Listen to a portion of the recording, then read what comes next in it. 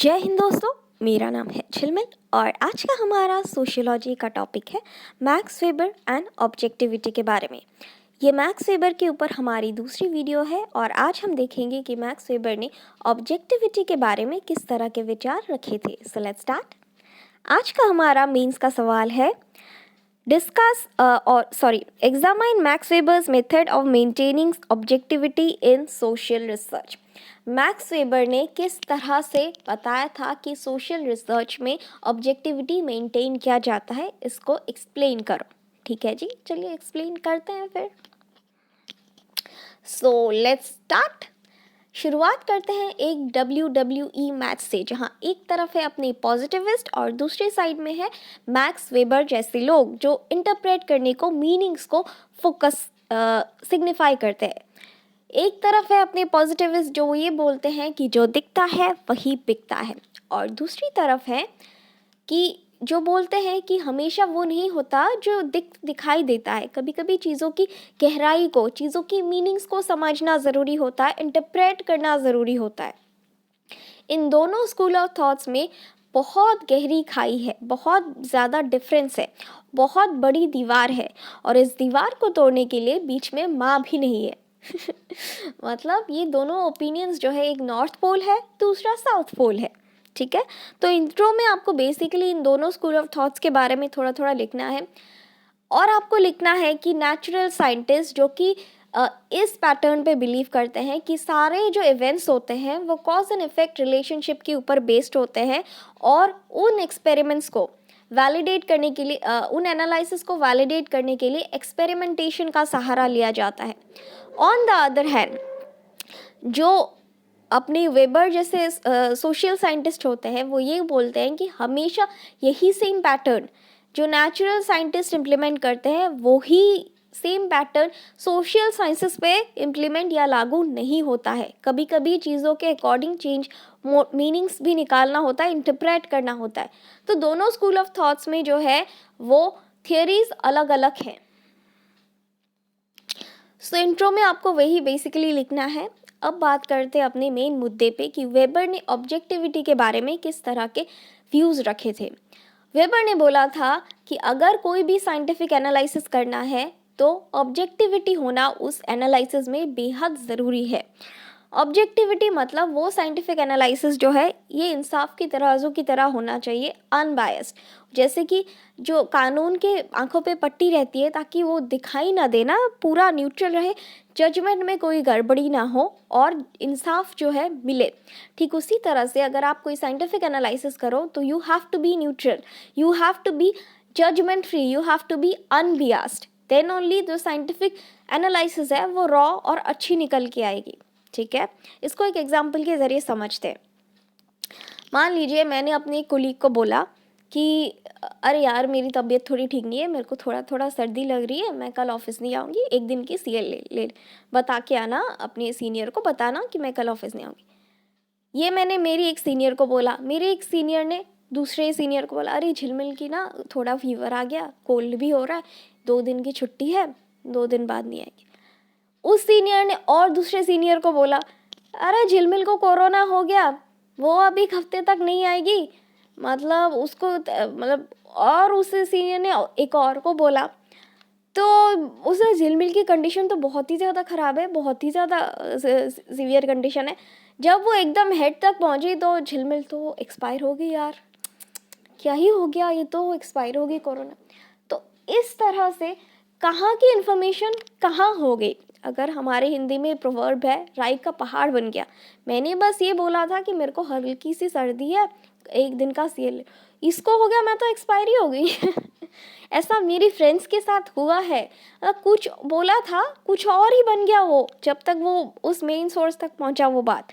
तो इस तरह के होते हैं जो रॉ इन्फॉर्मेशन है, वो उसमें जो लोग हैं वो अपनी वैल्यूज़, कुछ अपनी इन्फॉर्मेशन ऐड करते हैं और कुछ का कुछ ही हो जाता है, राई का पहाड़ बन जाता है।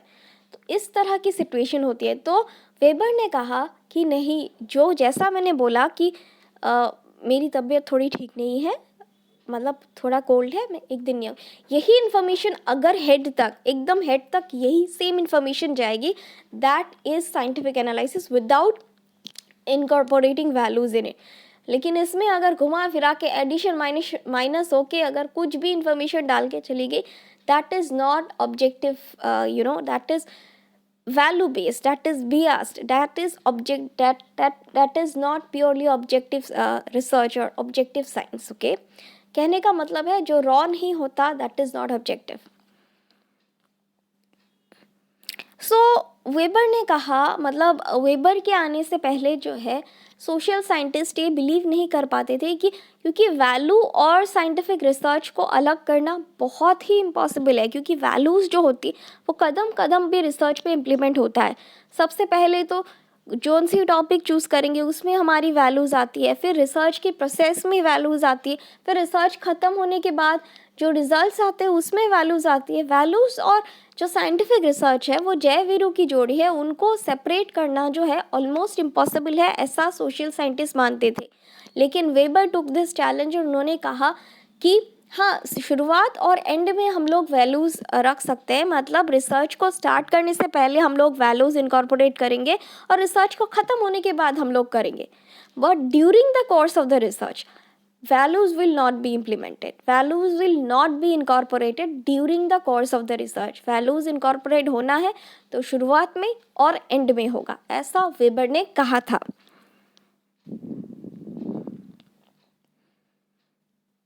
सो वेबर वैल्यू फ्री सोशियोलॉजी का कॉन्सेप्ट लेके आए थे। So by value-free sociology, Weber meant that researchers' personal values and economic interests should not affect the process of social scientific analysis. जैसे कि मैंने कहा अभी मैसेज का एग्जांपल दिया कि मैं एक दिन नहीं आऊँगी, इस चीज़ को बढ़ा चढ़ा के बोल दिया एक्सपायर होगी, तो ये दिस वैल्यू नहीं होना चाहिए, ये वैल्यू फ्री सोशियोलॉजी ये नहीं है। So objective analysis where possible if sociologists use a rational method in which the research process is systematic, that is empirical data must be categorized in terms of clearly formulated concepts. यहाँ भी weber ने बोला कि कैसे value free होगा, ऐसा तो नहीं हो सकता कि वैल्यूज़ को एकदम ही इनकॉर्पोरेट ना करें। तो वेबर ने क्या किया, एक तरह से मैनुअल जो है वो सेट किया, स्टैंडर्ड ऑपरेटिंग प्रोसीड्यूर टाइप का जो है वो सेट किया कि अगर आपको साइंटिफिक रिसर्च करना है तो you have to go through this 3 norms. ये 3 का जो लॉ ऑफ 3 है, इस 3 नॉर्म्स को फॉलो करना होगा। अगर ये 3 नॉर्म्स फॉलो करते हैं तब ये जो है वैल्यू फ्री कहलाया जाएगा। तो पहला नॉर्म ये था कि empirical data must be categorized in terms of clearly formulated concepts. दूसरा है proper rules of evidence must be employed and तीसरा only logical inference must be made. तो इन तीनों नॉर्म्स को अगर एक साइंटिफिक एनालिसिस फॉलो करती है तभी उसे ऑब्जेक्टिव या वैल्यू फ्री कहा जाएगा। यहाँ पे एक एग्जाम्पल लेते हैं। यहाँ पे सारा अली खान की एक लेटेस्ट फिल्म है, इसका एक बहुत अच्छा डायलॉग लगा।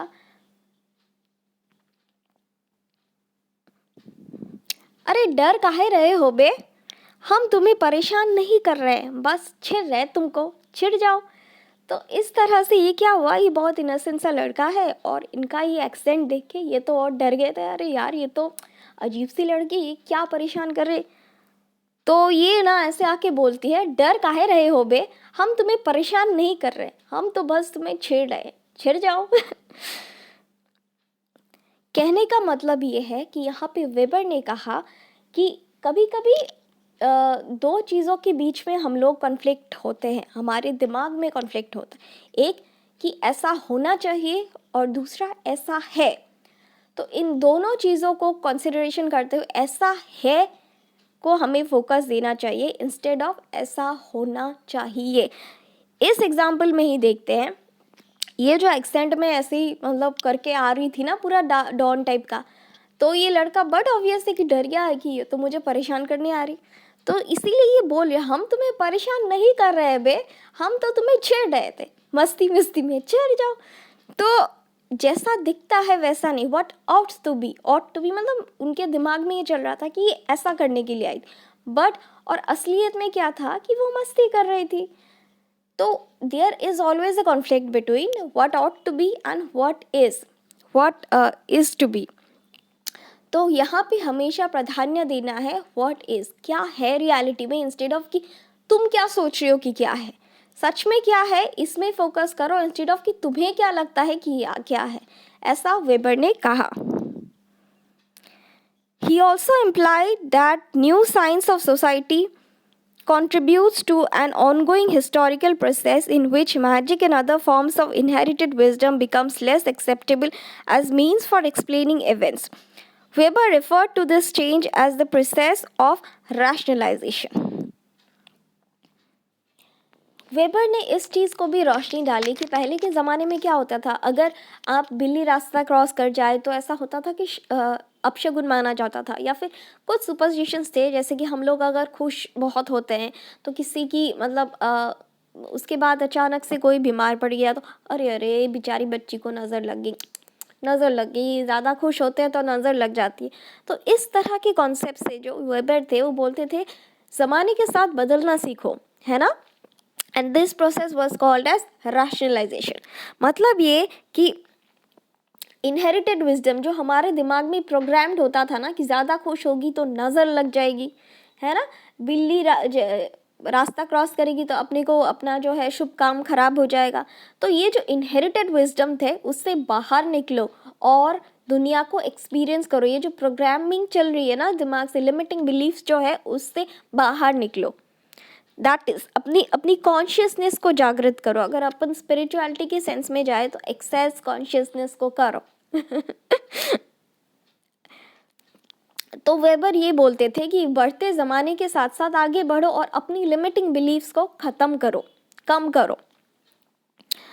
सो इस संदर्भ में जो रिसर्च कैरी करे तो उसमें सबसे बड़ा प्रॉब्लम था कि टॉपिक चूज़ करो। फॉर एग्जाम्पल मैं अपनी बात ही करती हूँ, मैं एक बायो की स्टूडेंट हूँ, ठीक है। अगर मान लो कोई एक्सटेम्पो स्पीच होगा और बहुत सारे टॉपिक्स होंगे regarding bio, thermodynamics, Newton's law of gravity, तो मैं चुन चुन के बायो की टॉपिक्स ही लूँगी। अगर बायो की टॉपिक्स होगी तो मैं 1 घंटे तक बोल सकती हूँ बिना देखे, क्योंकि मैं बचपन से वही पढ़ती आई हूँ। सो आई कैन टेल। या फिर स्पिरिचुअलिटी रिलेटेड अगर मुझे थर्मोडाइनेमिक के ऊपर बोलने को मिले, मैं 1 मिनट ना बोल पाऊँ, मुझे कुछ भी नहीं आता उसके रिगार्डिंग, इंजीनियरिंग के रिगार्डिंग। तो ऐसा है, अगर हम लोग टॉपिक चूज़ करने को आए दैट उसमें हमारी वैल्यू जो है वो वैल्यू ओरिएंटेड होती ही होती है। टॉपिक चूज़ करने के लिए आपको वैल्यू की ज़रूरत पड़ेगी ही पड़ेगी, क्योंकि टॉपिक आप कैसे चूज़ करते हो, based on your education, based on your upbringing, based on your culture, तभी तो आप टॉपिक चूज़ करोगे। मैं born and bought up in a medical family, मेरे पूरे फैमिली के घर में सब आसपास मेडिकोज थे। मैं पढ़ी लिखी हूँ मेडिकल स्कूल में, तो मुझे हॉस्पिटल का माहौल ही अच्छा लगता है। तो I am brought up in operation theatre, हमें आधी ज़िंदगी में उधर ही गुजार चुकी हूँ, मुझे मज़ा आता है। कुछ लोग ऐसे भी होते हैं जो हॉस्पिटल में कदम रख के बेहोश हो जाते हैं। तो ऐसा मैंने लोग देखे, मेरे फ्रेंड्स ही होते हैं जो हॉस्पिटल की स्मेल से बेहोश हो जाते हैं। मुझे इनफैक्ट अच्छा लगता है, मैं उधर ही रहती हूँ। तो ये डिपेंड करता है between the upbringings and all that kind of things. तो टॉपिक चूज़ करने के लिए आपकी वैल्यूज़ ही बहुत ज़्यादा इंपॉर्टेंट होती है। यहाँ पे टॉपिक चूज़ करने के लिए आपको सिक्का उछाल तो नहीं सकते हो ना शोले की तरह। तो वैल्यूज़ बहुत ज़रूरी होती है। वैल्यूज़ आती है आपकी अपब्रिंगिंग से, आपकी कल्चर से, आपकी कम्युनिटी से, आपकी एजुकेशन से। So values and science. Weber was aware that it would be difficult to separate values and science in practice, but to distinguish help in the highlighting the relevance of values before and after the research. तो weber ने कहा कि हाँ मुश्किल तो है value को scientific research से अलग करना। तो वेबर ने कहा हम कम्प्लीटली अलग नहीं करेंगे, लेकिन वैल्यूज़ को इनकॉर्पोरेट करेंगे स्टार्टिंग रिसर्च के स्टार्टिंग में और रिसर्च के एंड में। During the course of the research हम लोग वैल्यूज़ को इनकॉर्पोरेट नहीं करेंगे, स्टार्टिंग में इनकॉर्पोरेट करेंगे और एंडिंग में। स्टार्टिंग में कब, जब टॉपिक चूज़ किया जाएगा तब वैल्यूज़ इनकॉर्पोरेट होगा।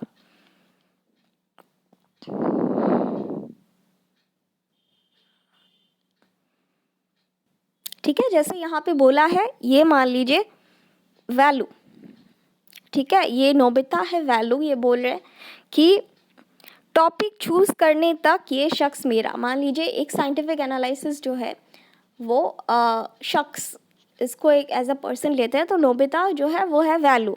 तो नोबिता बोल रहा है टॉपिक चूज़ करने तक ये शिकार मेरा, और शिनचान बोल रहा है टॉपिक चूज़ करने के बाद ये तो पूरा मेरा। शिनचान मतलब साइंटिफिक एनालिसिस, ठीक है, इस तरह से याद कर लेना।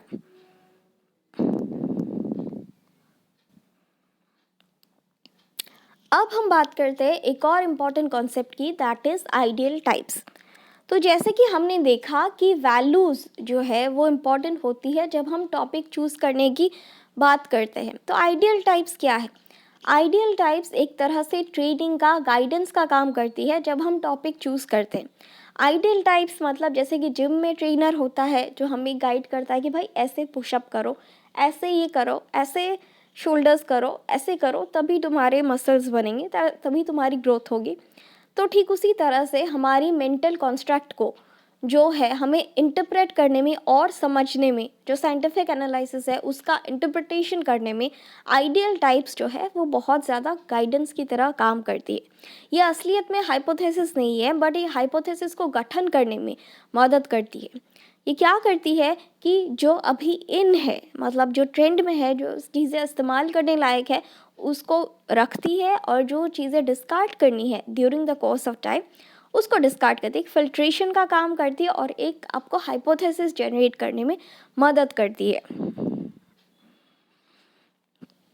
फॉर एग्ज़ाम्पल अगर आप अरेंज मैरिज की बात करो तो कोई परफेक्ट नहीं होता है ना, परफेक्ट नहीं होता। ऐसा कैसे होता है कि आप पहले तो अपना एक लिस्ट बनाते हो, मुझे लंबा बॉयफ्रेंड चाहिए, मुझे लंबा पति चाहिए, मुझे रिच, मेरा पति रिच होना चाहिए, मेरा पति क्यूट होना चाहिए, मेरा पति मुझे इतना प्यार करना चाहिए। तो वो सारे लिस्ट आप बनाते हो, जब आपको लड़के देखने आते हैं तो आप मैच करते हो, ये 2 पॉइंट मैच हो रहे हैं, ये 3 पॉइंट मैच हो रहे हैं। जब पूरी कुछ ज़्यादा मैच होंगे तभी आप शादी करते हो, क्योंकि हर कोई परफेक्ट नहीं होता, इतना परफेक्ट कोई नहीं मिलता, लेकिन उसे परफेक्ट बनाना पड़ता है, राइट।